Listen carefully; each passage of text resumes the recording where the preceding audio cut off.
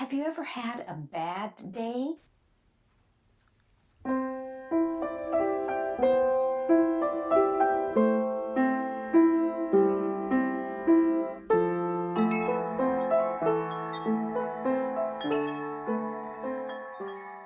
Hi kids, this is Auntie Mila. I'm so glad to be with you. Have you ever had a bad day? A real bad day, everything goes wrong? Or have you ever had a good day? Oh, you come home from school and you got a good grade on your test and your best friend is going to have a birthday party and this and that, and you're just so happy. Hi kids, this is Auntie Mila. Today you get two stories in one. The name of this program is Good Days, Bad Days. What do you like? Do you like good days or do you like bad days? Oh, nobody likes bad days. No one likes bad days. But good days, we want every day to be a good day, don't we? You know, when someone says, have a good day, that's nice. That's something nice to say. But we don't always have good days. When we are happy and have a good day, what should we do? Well, in James chapter 5, verse 14, it says, "Are you happy? Then you should sing praises." Yes, when we're happy, we should sing praises to the Lord. Thank the Lord for the blessings. Because the truth of the matter is, we have more good days than we have bad days.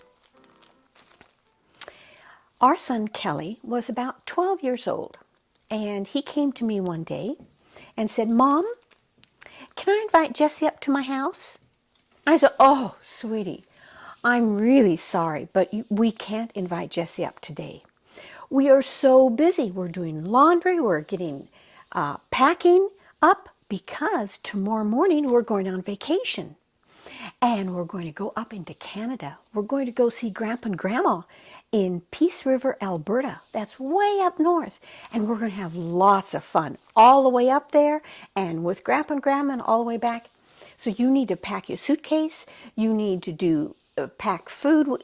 We're just way too busy. I'm really sorry, sweetie." I really liked Jesse. He was such a sweet friend for Kelly.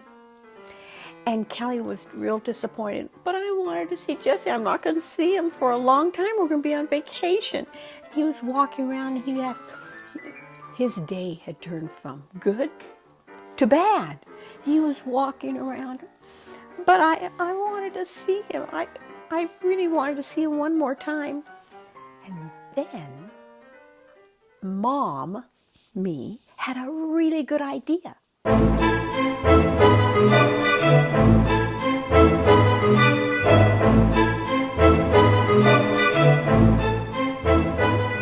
I said, "Kelly, why don't you call Jesse and have him ask his parents to see if he can go along with us on vacation?" Kelly's day changed. His eyes got big. Okay, he went and he called Jesse.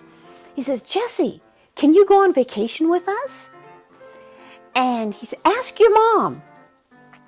And so Jesse called back in just a little while and said, "Yes, my mom and dad said I could go with you."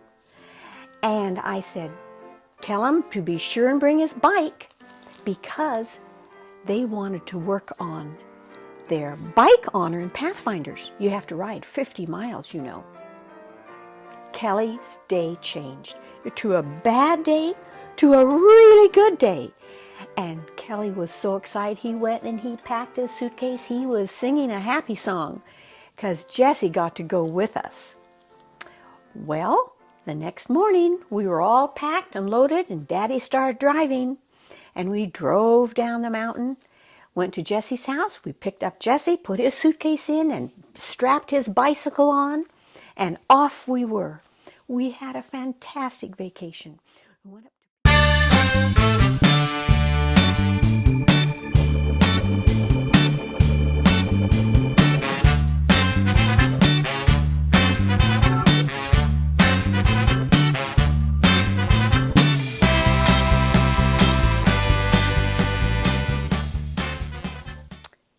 We got to Grandpa and Grandma's house, and they were so happy to see us, and they were so happy to have Jesse along because he's really a sweet guy.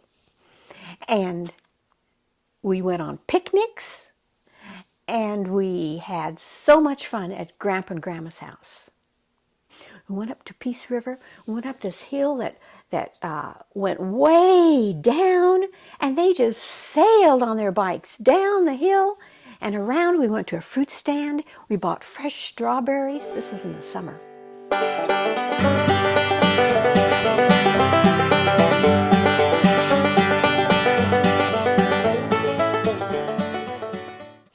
And we went on a ferry across the river. We had so much fun.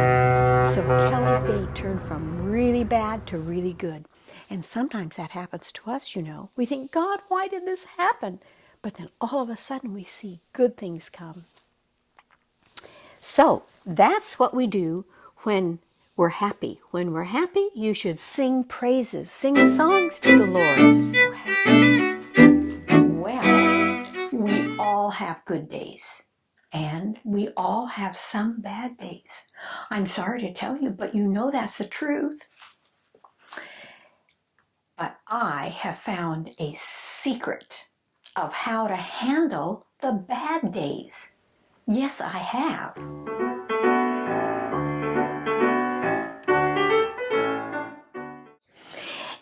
I found it. Do you know where I found the secret? I didn't find it in a school book. I didn't find it at the library. I didn't find it even online. I found it in my own Bible. Yes, I have lots of Bibles because I love my Bible so much. And this is one of my favorite Bibles. And I found the secret. So when you have a bad day, this is the secret and how to handle it. And then I'm going to tell you about a really bad day that I had just a few months ago. Oh, it was a terrible day. But the secret is in the book 1 Corinthians. You know, the Bible is like a library. It has lots of books. Oh, all kinds of books. Well, the book that I want you to look at is 1 Corinthians. And you go to chapter, they have chapters. So you go to chapter 10, verse 13. Now, this is the secret. I'm telling you, kids, it works every time. Next time you have a bad day, you think of 1 Corinthians 10:13. Okay, this is it. There has no temptation taken you, but such as is common to man. But God is faithful, who will not allow you to be tempted above that ye are able, but will with the temptation make a way of escape, that you will be able to bear it. So, next time something really bad happens, say, okay, Lord, where is the good? And you look around, look everywhere. Where is my escape from this temptation or a problem? Because a problem will make you cry. A problem will make you discouraged. And you'll just, The secret is look around and you'll see it. You'll see that God gives you something good. He gives you a way to escape, to get away from the temptation or the trial or the stress or the problem. Okay, now I want to show you how that works. Last spring, after the snow had melted and the earth had started drying up, my husband said, well, I think it's time to plant the garden. I said, okay. So we went out to the garden, and yes, the ground was dry enough to plow up, to rototill. My husband has a little tractor, and he has a rototillers, because you can't just put seed in the ground. You have to dig it up and make it soft and fluffy, and then plant the seeds. Well, there are lots of irrigation hoses all up and down the line. So we had to pull them, and some of them had dirt on top of them, and I had to really pull. We were pulling them all up because we had to rototill the whole garden and make it beautiful and smooth, ready to plant our little plants. And so we were working away, and I grabbed one hose and I was pulling, and it would not come. I was pulling, and all of a sudden it came fast, and I fell over backwards. Can't. I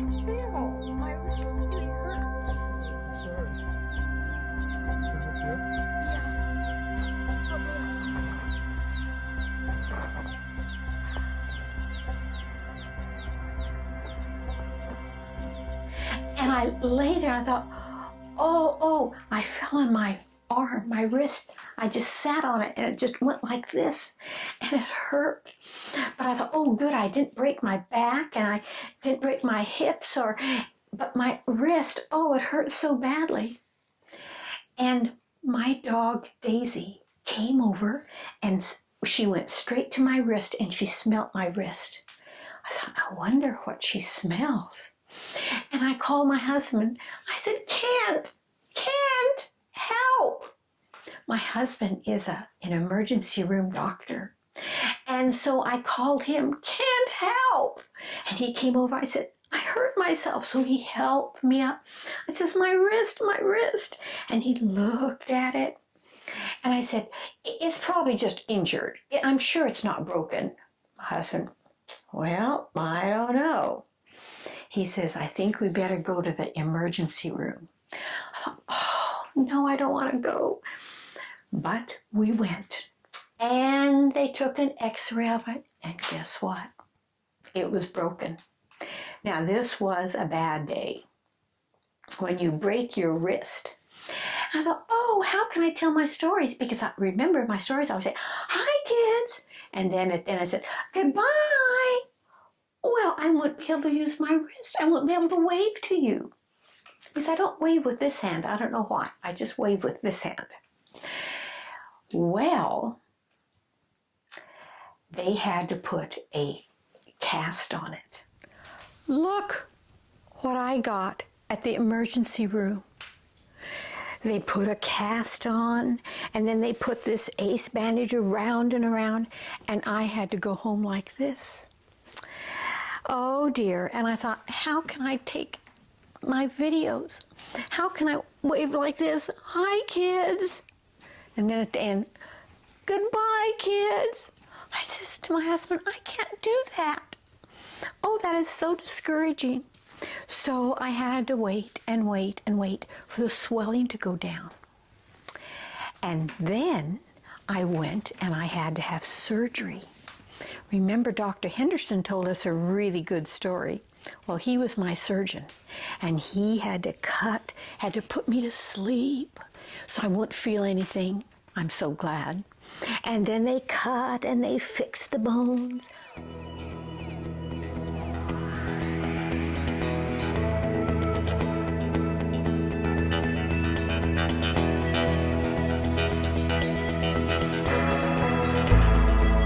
And so then I went home. And as we were driving home, I was feeling a little discouraged because I had to go home and I just had surgery and it was getting cold. It was evening and dark. And I thought, what are we going to eat when we get home? And I thought, I don't know what to eat. I don't know what I should make. And I just was feeling really discouraged. And then I remembered, when you have a bad day, when you break your arm, that's a bad day. Well, I just remembered 1 Corinthians 10:13. There's a way of escape. I thought, oh, there's a way of escape. I don't want to be discouraged. So let me see. There's a way. Where is my way of escape? Let me look around for it. So I was looking. My husband was driving the car. We were driving home. It took about a half hour to drive home. And we were driving and driving. I thought, where is my escape? And I was looking and looking. We got home. And Daisy, my dog, came and she had to smell this. She thought, that doesn't look good. I wonder what happened to Auntie Mila. And so we went in the back door and we walked down the hallway, and I turned. As soon as I walked in, I thought, I smell soup. How can that be? And I walked down the long hallway and turned the corner. I smell soup. How's that possible?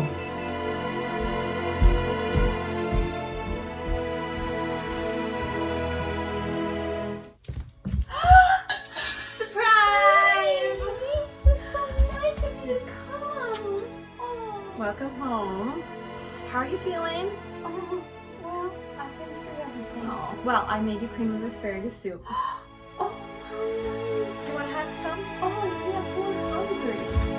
And there was my daughter, Mara Lee, stirring a big pot of soup. And she said, surprise! I'm like, "Ah, where did you come from?"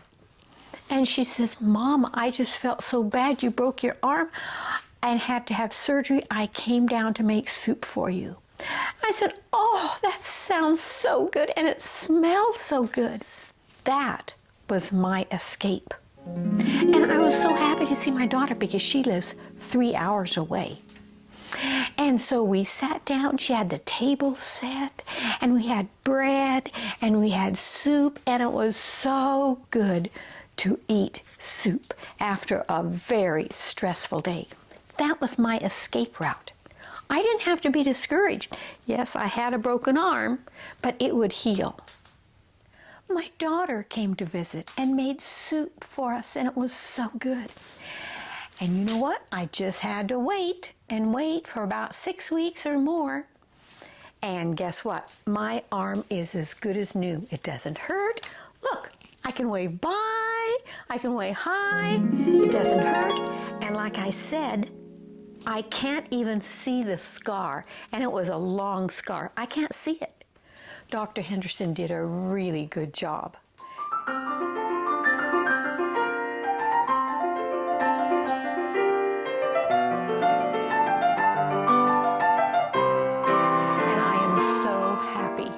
That it's all healed, and now I can wave bye. I can wave to you. So, can you remember 1 Corinthians 10:13?